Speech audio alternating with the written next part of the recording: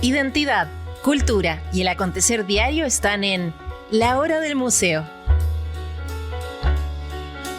Desde ahora, les invitamos a un encuentro cotidiano con nuestra historia. Aquí comienza La Hora del Museo, un programa del Museo Histórico Nacional y Radio USACH 94.5. Hola, ¿cómo están? Sean muy bienvenidos y bienvenidas a un nuevo capítulo de La Hora del Museo, tu programa de entrevistas favorito, el programa del Museo Histórico Nacional que siempre nos sorprende en la señal de Radio USACH. Y te cuento que el día de hoy vamos a conversar con la diseñadora y doctora en estudios latinoamericanos, Pía Montalva, acerca de la reedición de este libro que tengo acá en mis manos. Lo voy a mostrar en cámara. Se llama Tejidos Blandos, Indumentaria y Violencia Política en Chile 1973-1990. ¿Cómo estás, Pía? Qué gusto poder conversar contigo nuevamente acá en La Hora del Museo. Hola Luis, ¿cómo estás? Muchas gracias por la invitación. Estoy muy contenta de estar nuevamente en tu programa. Siempre es un gusto entrevistarte, siempre aprendo mucho en cada conversación, así que estoy pero cargado de preguntas. Lo primero, ¿de qué nos puede hablar la indumentaria en el contexto de dictadura? ¿Qué historia nos puede contar la ropa? Bueno, la ropa nos puede contar la historia de todo lo que está pasando alrededor de las personas y de su vida cotidiana en el contexto, tanto a nivel cultural como a nivel económico, a nivel social y también a nivel político. Ahora, esto depende mucho de dónde te sitúes tú y si estás en el espacio público o no, o estás, digamos, en un espacio de reclusión, como es el espacio Claro. que trata el libro. Porque, por ejemplo, en el espacio público también hay restricciones vestimentarias, hay ciertas censuras, algunas modas, sobre todo autocensura también en relación a lo que las mismas personas hacen con sus prácticas vestimentarias y con su cuerpo y con su ropa, como para alejarse del estereotipo, por ejemplo, de militante de izquierda. Como del hippie barbón. Claro, el hippie barbón, que es peligroso, te fijas. Entonces, eso por una parte. Pero también en el espacio de reclusión pasan otras cosas, y de eso se trata el libro, porque cuando las personas han sido privadas de sus derechos, digamos, fundamentales y son detenidas, empiezan a vivir, digamos, una vida, sobre todo cuando los recintos no son reconocidos, que es todo el periodo del principio de la dictadura hasta de la DINA, particularmente, claro, fundamentalmente, aunque no es excluyente esta definición. Claro, ahí hay una anomalía general del contexto y vamos a ver cómo, sobre todo, en el ejercicio de la violencia, de las distintas violencias que van a afectar a las personas que están, digamos, recluidas, principalmente la tortura, ¿no es cierto?, y la privación de una serie del acceso a una serie de cosas básicas, puede ser privación de alimento, de abrigo, de higiene. Bueno, hay una serie de cosas que están asociadas también a dañar al otro, a quebrar al otro para hacerlo hablar finalmente. Claro. ¿Ya? Y ahí esas violencias son que afectan directamente al cuerpo, pero ese cuerpo, esas personas que están en esa condición no llegan desnudas. Eventualmente están desnudas y son desnudadas o forzadas a desnudarse, ¿entiendes? Claro. Porque desnudo, el quitarte la ropa es parte también de la violencia que se ejerce. Y luego son revestidas con esas ropas o con otras ropas, además revestidas con otros elementos como las vendas y las capuchas, por Exacto. ejemplo, que van a limitar tus movimientos, impedir la vista, en fin, tienen una serie de funciones dependiendo también del momento específico en que se produce, digamos, esta violencia y el tipo de violencia del que estamos hablando. Entonces, todo eso impacta de alguna manera la ropa, porque finalmente el cuerpo y la ropa, para mí, eso es lo que planteo en el libro, constituyen una sola materialidad. La ropa no camina sola por la calle, como digo yo, y el cuerpo tampoco va desnudo por la calle. La ropa y el cuerpo. Por eso se llama Tejidos Blandos también. Claro. Oye, este libro se publicó originalmente hace 10 años, ¿no? Sí. En 2013. Me gustaría que nos cuentes también Si hiciste algunos cambios, si introdujiste nuevo material en este libro. Hay un segundo prólogo, por ejemplo. Hay un segundo prólogo. El libro se publicó el año 2013, en septiembre. También eso fue una cosa completamente azarosa, porque esta es mi tesis de doctorado. Inicialmente yo tendría que haberla terminado y haber publicado el libro el 2012, pero me atrasé en el proceso, se atrasó todo, finalmente la publicación salió el 2013. Coincidió con los 40 años. Coincidió con los 40 años. Lo que yo hice en esta edición, este es un libro que no es ampliable, encuentro yo. Es un libro que, a mi juicio, está como muy cerrado sobre sí mismo por la forma en que yo voy narrando, ¿no es cierto? Por un lado analizando y por otro lado narrando lo que le pasó a un conjunto súper disímil de personas, de chilenos y chilenas.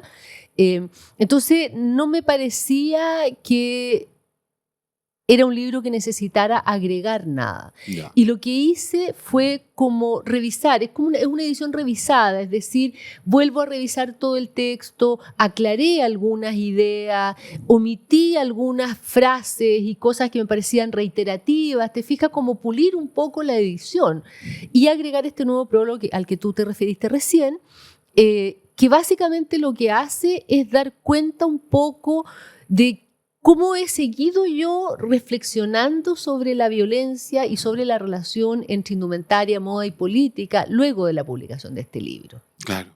¿Ya? Y proyecta algunas resignificaciones. Por ejemplo, ahí yo hablo, eso es materia de otro libro que va a salir el próximo año, hablo de qué ha pasado con las vendas y qué ha pasado, por ejemplo, con los overoles. Eso es muy interesante. Que hoy día tienen una connotación súper distinta, lo que no significa necesariamente que las prendas, ¿no es cierto? O sea, que la historia que portan, de violencia que portan esas prendas, no se anule.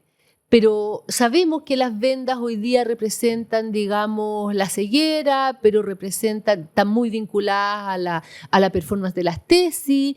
Y ahí hay otra dimensión y otra significación de la venda, que no es la venda en dictadura. Claro. Y lo mismo pasa con los overoles, o sea, estos overoles que son la vestimenta obrera, que se visualizan, por ejemplo, en el Estadio Chile cuando llegan a hacer estas redadas y redadas de obreros, y los obreros están con uniforme, con los overoles puestos, y eso están los testimonios consignados de gente de testigos y de personas que estuvieron ahí, ¿qué es el overol del obrero? ¿Me entiendes? El overol del obrero, pero el overol representa también como el obrero organizado, ¿te fijas? Es un elemento súper importante, es ese obrero que participa en política, que lucha por sus derechos, eso está todo significado en ese distinto overol. Del overol blanco, ¿no? Que claro, es y hoy día el overol que vemos es el overol blanco, el overol que tiene, este overol como que en el fondo borra rastro, borra huellas, y que te permite, digamos, además revestirte en el espacio público para cometer, digamos, acciones insurgentes, diría yo. No tiene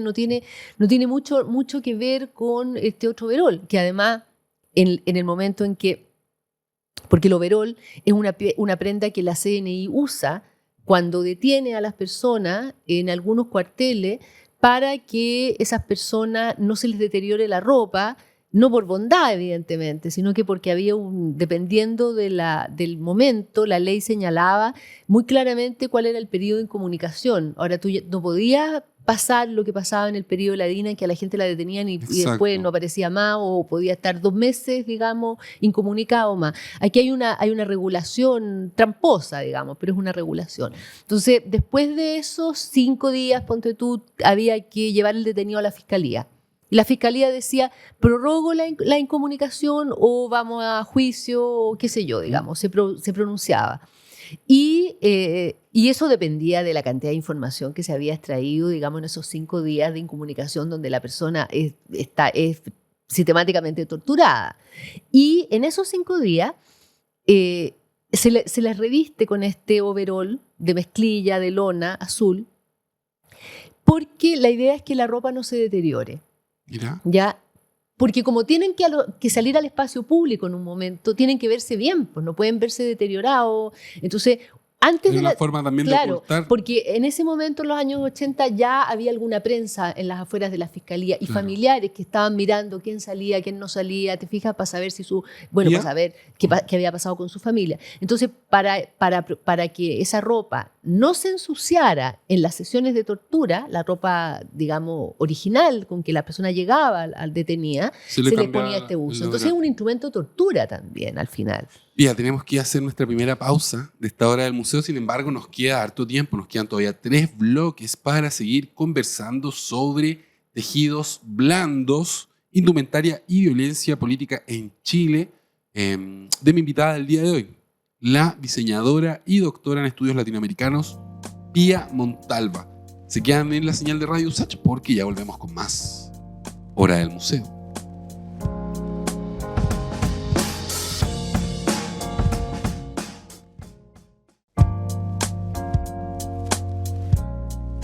Y ya estamos de vuelta en la Hora del Museo, tu programa de entrevistas favorito, el programa del Museo Histórico Nacional que siempre nos sorprende en la señal de Radio USACH.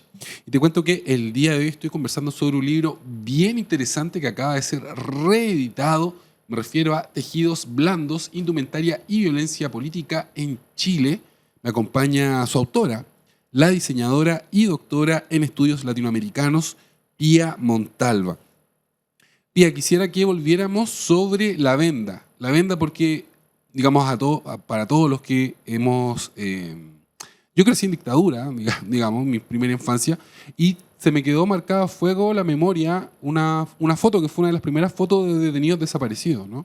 Y era un cadáver que tenía los ojos vendados. Y tú en el libro realizas una reflexión que es bien interesante respecto a la venda, y además hablas, por ejemplo, de que claro, finalmente también era una venda, pero también era un trapo, ¿no? Y que no cubría solo los ojos, que a veces cubría hasta la boca y la gente recuerda el olor de eso. Y hay una serie de testimonios muy fuertes respecto a la venda y me gustaría que compartieras tu reflexión con nosotros. Claro, la venda, bueno, el primer capítulo del libro parte, digamos, con las vendas y las capuchas y las frazadas, que son estas piezas que nos forman parte de nuestra indumentaria cotidiana. Claramente Claro. nosotros... Nadie se venda los ojos. Nadie anda vendado por cotidiano. el mundo. Y cuando a ti te vendan porque, no sé, te operaron de los ojos, o está este otro juego infantil, la gallinita ciega, exacto, ponte exacto. tú, que yo me acuerdo que yo lo jugaba cuando chica. Hoy día lo encuentro terrible, pero bueno, Claro. pero en esa época se jugaba esto, además que yo nací antes de la dictadura, o sea, nací un poco antes, pero crecí en dictadura igual que tú. Y entonces a mí me parecía que la venda tenía, bueno, primero, además porque es la pieza como que anuncia todo lo que va a venir después. Cuando a ti te detienen, lo primero que hacen es vendarte. Y ahí yo hago como una especie describo, voy describiendo, trato de clasificar los tipos de venda en relación a los momentos en que las vendas se usaron, los materiales de que estaban hechas, cómo van cambiando, de a dónde provienen, o sea, tratar de hacer una investigación súper minuciosa como de la materialidad, Claro. de cómo se constituye esta venda. ¿Y qué cosa arrojó tu Entonces, investigación? por ejemplo, está esta primera idea de que a ti, cuando te detienen, normalmente, sobre todo el primer periodo, te detienen, vas en la calle y Puede te ser en la detienen. calle, claro. Generalmente es en la calle, sobre todo al principio. En la calle que se nota poco, pero algo se nota, te suben a un auto. Ya. Y ahí en el auto lo primero que hacen es ponerte scotch. La primera venda es scotch, cinta engomada, Claro. hay tela en plástica también. La tela en plástica, yo no sé, hoy día no se usa, pero era una especie como de con una goma muy fuerte, una especie de wincha plástica, con una capa textil y una goma Ya. blanca, una goma por abajo, que se usaba para los vendajes médicos. Ya. Hoy día es como una especie de scotch transparente lo que se Sí. usa, que es mucho más fácil de sacar. Y que esta Claro. otra cosa era terrible, o sea, la goma era terriblemente dura, entonces producía mucho dolor sacársela. Entonces, bueno, o te ponen el scotch transparente o te ponen esto. ¿Y qué hacen? Entonces te fijan los ojos, generalmente te cierran los párpados, pestaña con pestaña, y después cuando te la sacan, Sale todo, Sale todo. vuela todo. ¿Y hay testimonio en el libro de eso? Sí, ¿no? claro, hay testimonio. Y ahí entonces, cuando te suben al auto, te ponen esto, y puede ser scotch generalmente porque se nota menos, y te ponen encima unos anteojos oscuros. ¿Por qué? Porque los autos, uno ve, ¿no es cierto?, desde afuera, puede ver lo que pasa en un auto. Entonces es una cosa muy camuflada, esto es en plena luz del día. Claro. Ya. Bueno, después se ponen de moda rápidamente en la dictadura esta cosa de los vidrios polarizados, pues, que viene de ahí. Todo era la moda polarizada, los vidrios, los edificios, todo era polarizado, que es un poco lo que pasa hoy día con todos los taxis, y que tú te subes y cuando en vez de afuera no ves nada. Ya, eso mismo era muy fuerte en ese periodo. Y yo creo que tiene que ver con eso también, con el ocultamiento de lo que está pasando al otro lado. Claro. Y después entonces tú llegas al lugar de detención, ya, a la casa clandestina, lo que sea, digamos, y ahí entonces te sacan esta venda que es siempre temporal. El scotch, esta venda es una venda temporal. No, ¿ya? Pero tampoco dura mucho. Finalmente con las lágrimas, con todo lo que te va a pasar a ti, se va a terminar por desprender. Y ahí te colocan otra venda que es de género, que es un trapo. Y muchas veces yo también investigo a través de los testimonios y después de entrevistas que yo hice, ¿cuál es la procedencia de este trapo? Claro. Porque tú dices, ¿cómo? Bueno, pero ¿de dónde sale? Tiene que haber un proveedor de Claro, trapo. exactamente, esa es la pregunta. Tiene que haber algún proveedor. Tiene que haber algún lugar de donde esto venga. Y ahí es súper variada. De repente es ropa, son desechos de ropa. Las primeras, las cosas más antiguas que yo encontré son están en el testimonio de Hernán Valdés en Tejas Verde. Y ahí él cuenta unas vendas que son como unas esponjas que las amarran con pitilla, que deben ser desechos de embalaje, ¿me entiendes? Ahí hay una improvisación. Todo ese primer periodo y el periodo de la DINA es un periodo de mucha improvisación. Ya. Un poco llega ropa de los allanamientos y entonces esta ropa después, digamos, va como a una especie, un lugar que la Villa Grimaldi le decían el gallinero, y era ahí donde hay como cúmulos de ropa, Claro. como lo que hoy día más pequeño, pero un poco la imagen es como un poco lo que uno podía ver, que ve hoy día las imágenes de esta ropa usada, que son el basurero de ropa que hay en el desierto de Atacama, ponte tú, como pero en chiquitito, ¿ya? Y de ahí entonces cortan pedazos, o de repente a alguien en tortura le tiran la chaqueta o la camisa y se desprende la manga, porque igual las ropas tienen las estructuras de la ropa, los lugares donde la ropa está cosida son los lugares más frágiles, donde se produce la tensión. Tú tiras y se va a rajar La manga, acá. claro. Antes que la tela, esto es lo primero que se va, o con la tela, la costura y la tela que está al lado. Eso es lo que le va a pasar a la ropa porque es así, digamos. Claro. La estructura, además sigue la estructura del cuerpo.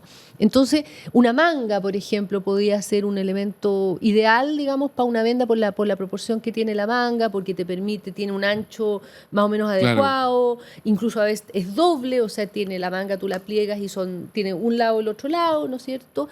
Y además te permite amarrarla. Claro. Entonces ahí también hay otro tipo de vendas.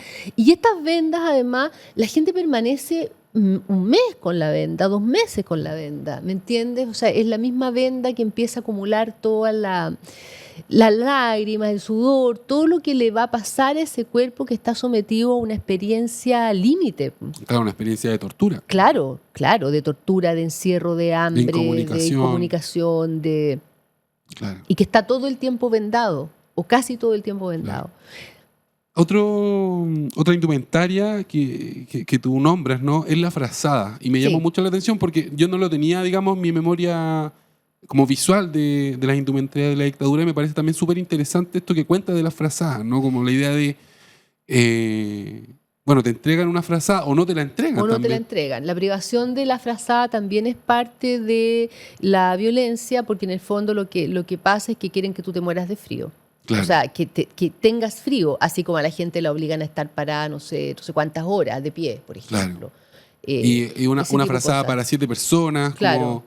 En el libro hay un testimonio donde dicen, creo que en el Estadio Nacional, que de pronto abren una bodega y está lleno de frazadas y de colchones. Claro, pero no se los entregan. No se los entregan. No, es parte también de la precariedad, o sea, de conectarte con esa precariedad porque eso te va debilitando, te debilita físicamente y te debilita psicológicamente. Entonces cuando tú llegas al interrogatorio, ¿no es cierto?, llegas debilitado.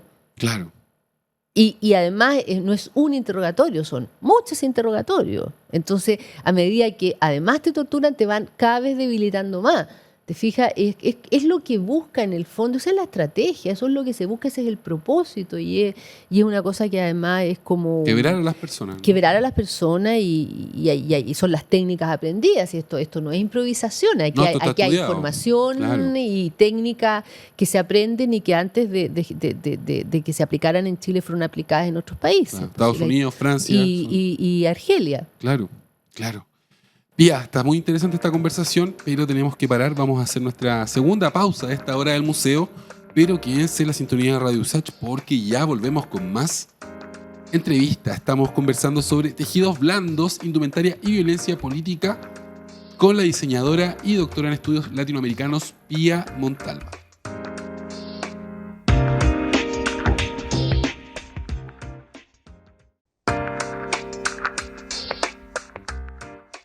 Y ya estamos de regreso en tu programa de entrevistas favorito, La Hora del Museo, el programa del Museo Histórico Nacional que siempre nos sorprende en la señal de Radio USACH. Y te cuento que el día de hoy estoy conversando sobre un trabajo de investigación bien interesante, un libro que acaba de ser reeditado.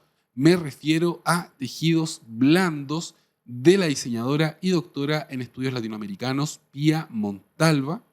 Este libro lo encuentran bajo el sello Paidós.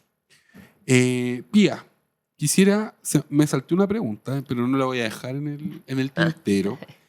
Quiero que nos cuentes un poco sobre el proceso de investigación y las fuentes que utilizaste, porque también para realizar una investigación de estas características me llama la atención, ¿no? Quiero saber con quién hablaste, dónde fuiste, qué viste.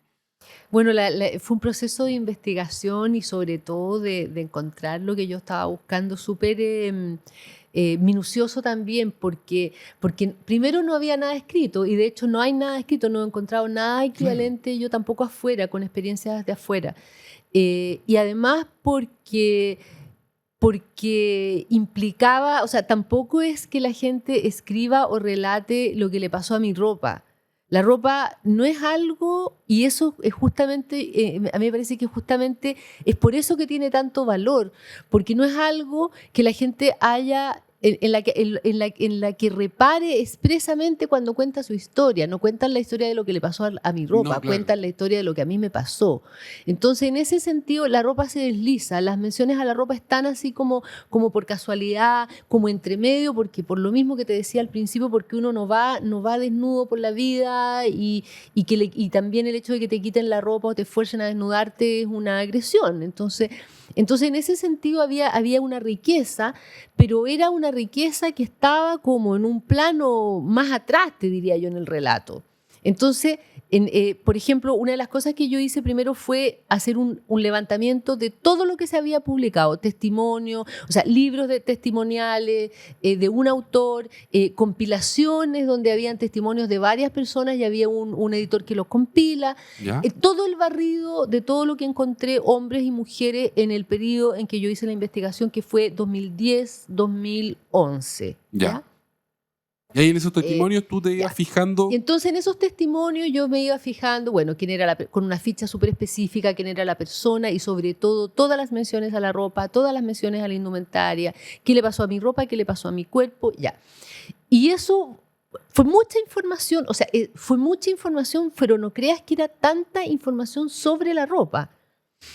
Y yo creo que esa es la gracia que tenía, porque justamente además como la ropa era algo menor, si tú quieres, claro, no había un relato consensuado, porque cuando hay mucha en estas recuperaciones de la memoria y en ejercicios de esos que hacen, que también tienen una función reparadora, que muchas personas se juntan y hablan de lo que les pasó en común, ¿no es cierto? También son formas de consensuar la memoria, o sea, y finalmente igual hay un cierto relato oficial de lo que pasó. Claro. También a nivel de memoria, o sea, no es totalmente individual. Yo lo sé porque yo investigué también, o sea, entrevisté también grupos de personas. Claro. Y el relato de grupo no es igual que el relato individual. En el grupo ¿te acuerdas? No, parece que era roja, no, parece que era azul, no, era roja. Y hay un consenso y te dicen, no, era roja. ¿Me entiendes? Ya, claro. Eso. Esas formas de recordar son distintas.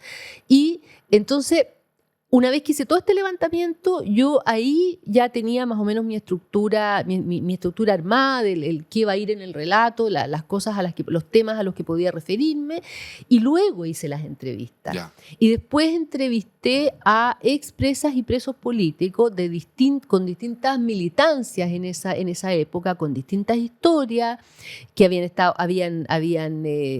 detenidas una vez, varias veces, habían vuelto, por ejemplo, de manera clandestina, otros no que habían trabajado, otros no habían trabajado clandestinos o clandestinas en la dictadura, en fin, una variedad de testimonios distintos. Y en esos testimonios yo ahí fui colocando el énfasis en la ropa, pero en relación a lo que yo sabía. Ahora, tampoco yo les pregunté, cuéntame la historia de tu ropa. No, claro. Cuéntame la historia, a ver, cuéntame, ¿cuándo empezaste a militar? Me van contando su historia política, te diría yo más bien. O sea, quiénes eran, si tenían familia política, después, digamos, cuándo empiezan a militar, dónde militan, por qué militan. Ya, yo empecé, me decía una persona militar en el Frente de Estudiantes Revolucionarios, tenía 15 años, estaba todavía en el liceo. Ya.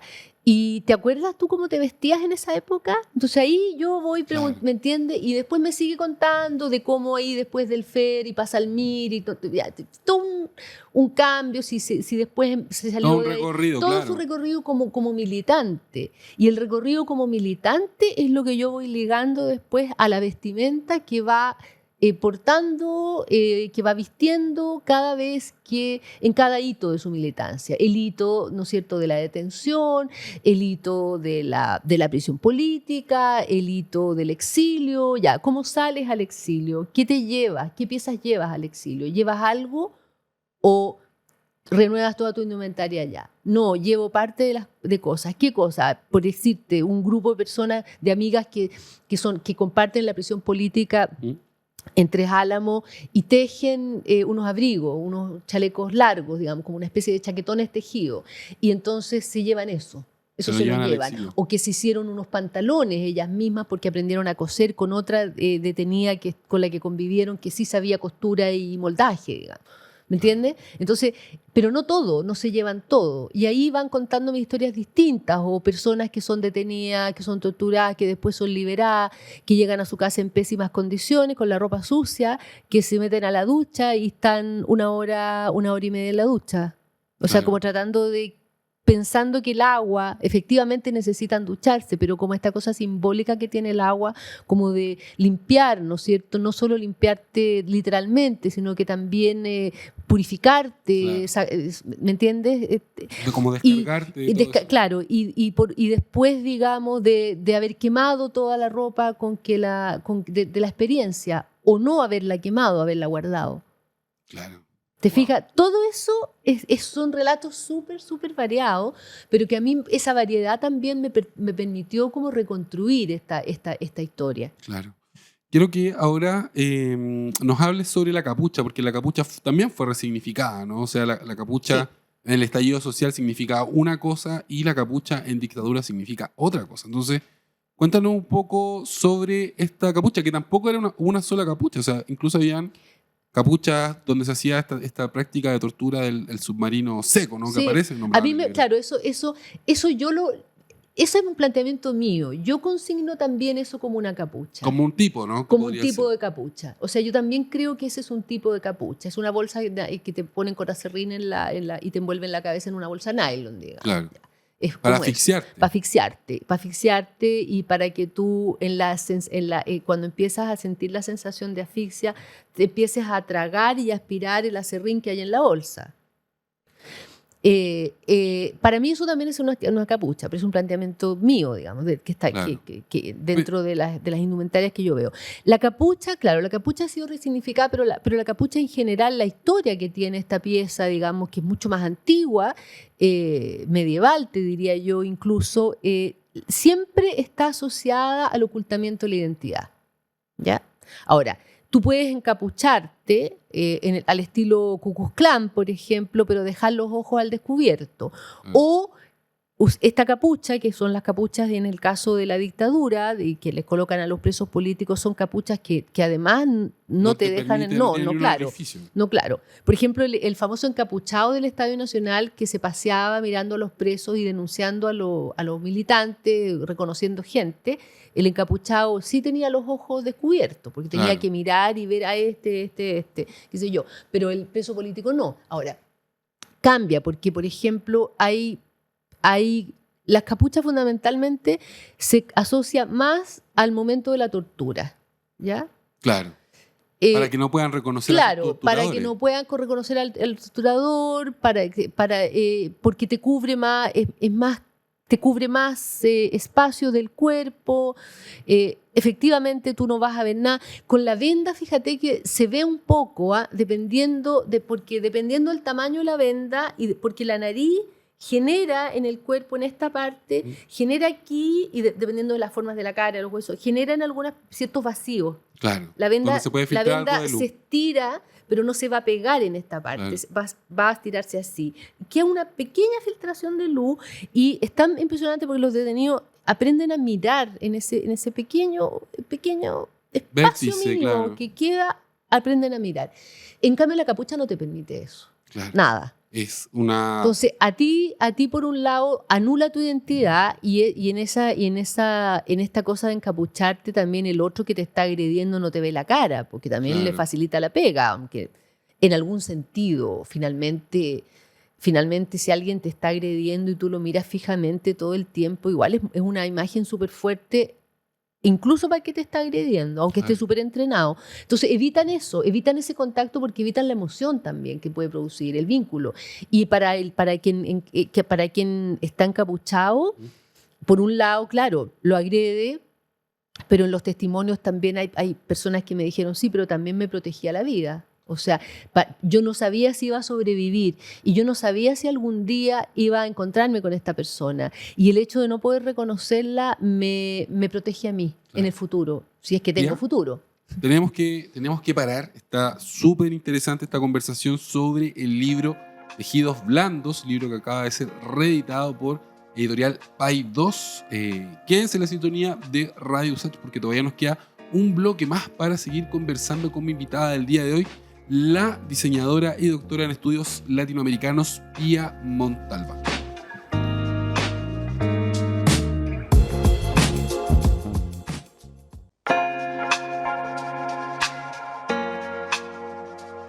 Y ya estamos de regreso en tu programa de entrevistas favorito, La Hora del Museo, el programa del Museo Histórico Nacional que siempre suena fuerte en la señal de Radio USACH.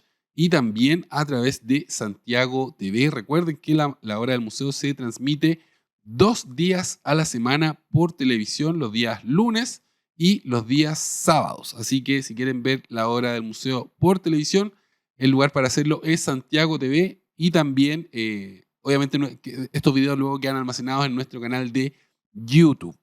Dicho esto, les cuento que el día de hoy estoy conversando sobre este libro que tengo acá. Lo voy a mostrar en cámara. Se llama Tejidos Blandos. Este libro originalmente fue publicado el año 2013, pero hoy se reedita. Es una edición revisada que incluye un nuevo prólogo.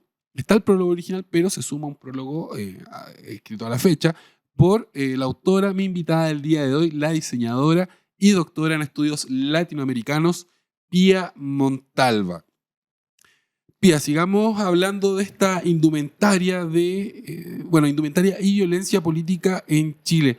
Quisiera también que ahora nos contaras un poco acerca de los uniformes, ¿no? Como esta idea del uniforme, porque es bien interesante, porque por una parte al prisionero se lo puede uniformar, pero también el violador de derechos humanos también tiene su uniforme, ¿no? Claro. Entonces, cuéntanos acerca de la reflexión que tú haces.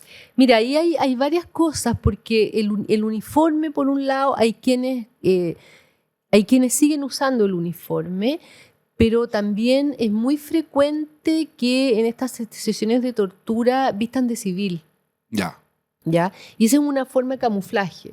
Ahora, es algo muy, muy curioso, porque finalmente alguien que tiene formación militar se le nota en todas las actitudes corporales, o sea, la manera como se para, la manera como se yergue, la manera como se... Las todo, palabras que usa. las palabras que usa, la manera como mueve la cabeza, o sea, hasta cuando se ingresa, digamos, a la formación militar, la parte de la formación militar es reeducar al cuerpo. Entonces tú revistes ese cuerpo con un uniforme que es coherente con esa lógica, digamos, de formación militar, pero también cuando le sacas el uniforme, el cuerpo mantiene como esa huella, o sea, y eso es la huella de lo marcial. Y de hecho, la huella de lo marcial, y de hecho los uniformados cuando van de civil se visten todos iguales. Claro. Además, o sea, tienen esa cosa como de auto-uniformarse. En la civilidad, bien, ¿no? En Como la el civilidad. lente de Ray-Ban. No sé si todavía, digamos, pero en esa época al menos era así, Claro. ¿ya? Y bueno, eso por una parte. Entonces, y por otro lado también hay testimonios, por ejemplo, que cuentan cómo en los uniformes se sacan los grados, por ejemplo. Ya, Fija, no se puede los distintivos, cosa que tú, si ves a un sujeto de uniforme, tú dices, ya, es un uniformado, pero tú no sabes, digamos, en qué lugar de la estructura está, porque si tú puedes... también tú eventualmente podrías averiguar quién es acorde a su lugar en la estructura. Acuérdate que esta es una estructura súper ordenada, súper organizada, claro, súper rígida. Entonces, y el ejército chileno es así. ¿Te fijas? Entonces, eso de alguna manera también ocurre ahí. Entonces están las dos cosas. Pero yo te diría que crecientemente, por lo que yo vi en los testimonios, por supuesto mis testimonios son los testimonios que están escritos, los testimonios que yo recabé y lo que recabé en los informes, digamos, oficiales, pero claramente hay una cantidad de personas que estuvieron y que fueron parte de estas experiencias, que no han dado testimonio o que no han hablado o que no están registradas o cuyos testimonios no estaban registrados a la fecha en que yo escribí el libro. Entonces también esto yo siempre lo aclaro porque tiene que ver con todo lo que estuvo a mi disposición para que yo pudiera, digamos, escribir este texto. Pero claramente yo creo que la tendencia era también de los uniformados a camuflarse y a no ser reconocidos. Ya, a los detenidos se los uniformó como se hizo, por ejemplo, en los campos de concentración de la Segunda Guerra Mundial con los judíos. No, eso no se hizo acá en nuestro país. Se los uniformó, en el único momento en que se les uniforma es cuando están en los cuarteles de la CNI con este overol que te digo yo, pero ellos no se ven entre ellos, están en celdas individuales, claro, porque son periodos más bien cortos de tiempo. Luego, cuando, por ejemplo, si tienen una sanción, pasan a la fiscalía, son sometidos a juicio, hay una sanción, ¿no es cierto? Hay un fallo.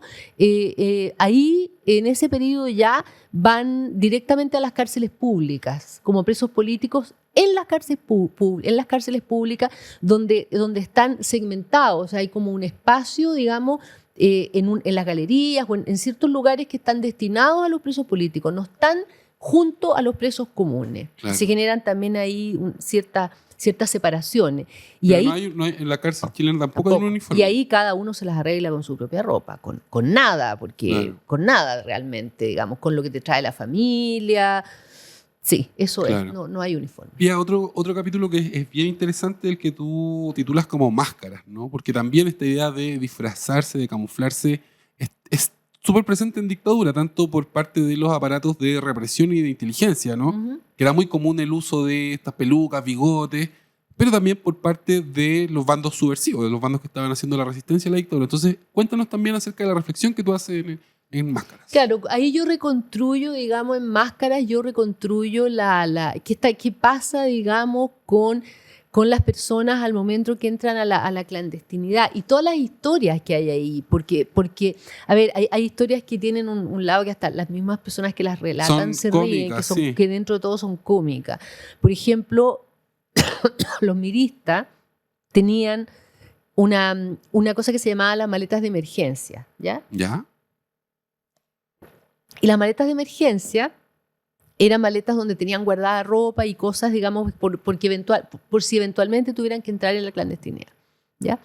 Y claro, resulta que la ropa, salen algunos con sus maletas de emergencia y la ropa de las maletas de emergencia no les sirve porque es ropa de muchos años atrás. Evidentemente, no está actualizada.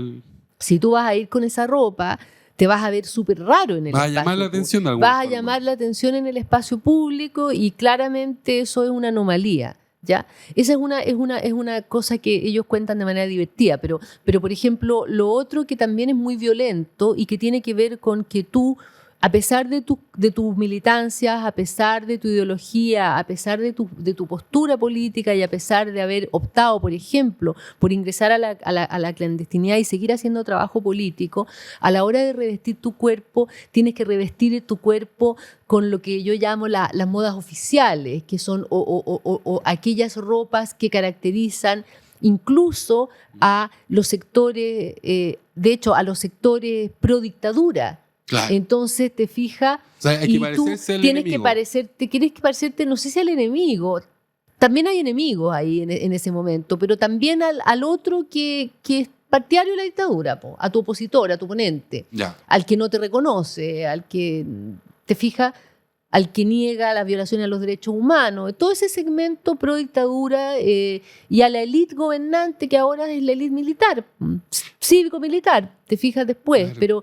pero en el fondo es violento también eso. Y esa es la única forma que tú tienes de protegerte. Entonces lo que tú abandonas ahí, también tus ropas de orígenes, pues la ropa con la que tú has construido Claro. tu identidad como sujeto, tu identidad de género, tu identidad militante, todo lo abandonas ahí. Exacto. Y tienes que pasar a ser otro, pasar Claro. por otro. Recuerdo un video que se desclasificó hace algunos años cuando estaban investigando el Frente Patriótico, que creo que era la preparación del atentado contra Pinochet, que estaban siguiendo a un grupo de frentistas y lo siguen hasta las afueras de Santiago, y hay grabaciones de video.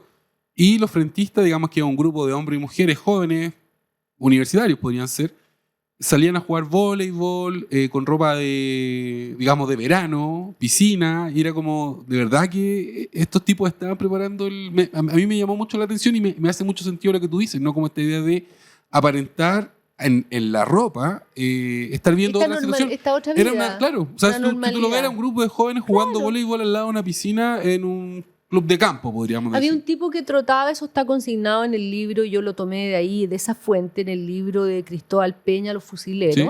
Había un tipo que trotaba todos los días por Presidente Errázuriz y Sí. pasaba frente a la casa de Pinochet y Recuerdo saludaba a esa- los guardias. Claro que sí. Pasaba, Claro que sí. hacía jogging. Y era un frentista que estaba haciendo una labor ahí De inteligencia, Claro, de- de inteligencia. De ver Sí. los horarios Sí. y todo. Pía, me quedaría otra hora conversando contigo, pero Yo se nos también. acabó el tiempo. Lo que sí voy a volver a recomendar el libro del que hablamos el día de hoy, Tejidos Blandos. Cómprenlo, búsquenlo. Lo firma mi invitada del día de hoy, la diseñadora y doctora en estudios latinoamericanos, Pía Montalva. Si te quieres despedir, Pía, brevemente, porque ya me están avisando acá que nos pasamos en el tiempo. No, muchas gracias por la invitación, Luis. Y nada, muy contenta de estar acá. Este libro para mí para mí es el libro más importante, el trabajo más importante que he hecho en mi vida intelectual y eso nomás. O Ya, sea, léanlo Ya, Pía. con calma. Sí. Además tiene muy buena prosa, quiero destacar eso. A mí me Ganó gustaba mucho 2 la- premios de ensayo ese Sí. libro. Sí. Ya. Oye, ahora sí que me despido. Les mando un beso y un abrazo a todos. Yo soy Luis Cruz, el conductor de La Hora del Museo. Y chao, chao, chao. Esto fue La Hora del Museo, un encuentro cotidiano con nuestra historia. Un programa del Museo Histórico Nacional y Radio USAT 94.5.